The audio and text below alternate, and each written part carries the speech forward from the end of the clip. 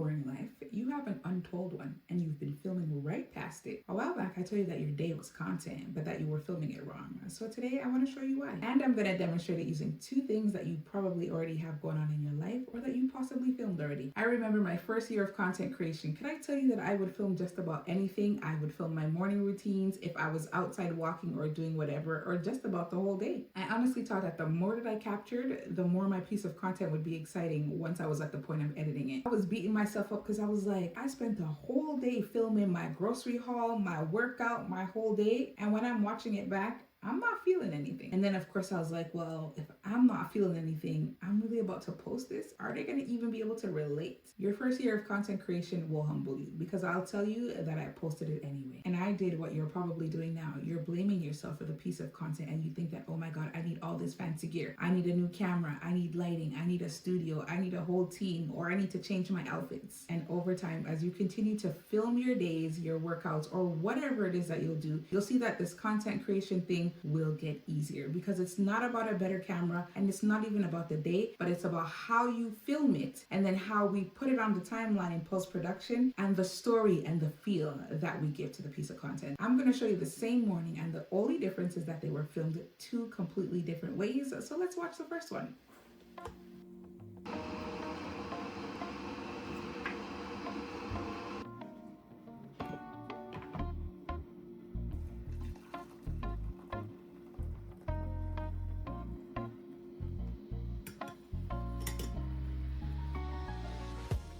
Did you take a good look at that? Because that video was just me simply making tea. To be very honest with you, there's nothing wrong with it. It's just not telling us anything. Now watch this next one, because it's the same morning, the same tea, and let me know in the comments if you felt the vibe.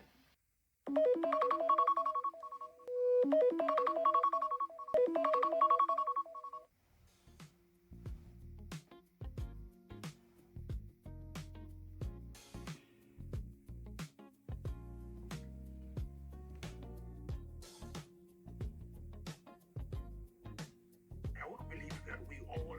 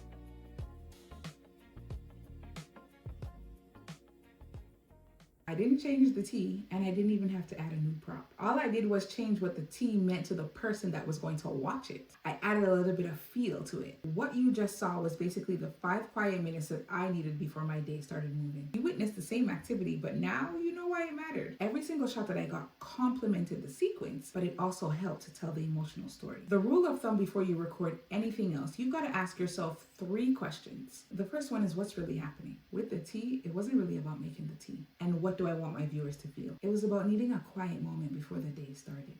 Now for this next one, let's see if this still works if the activity changes. I'm going to show you this one more time with the workout. So watch this next clip.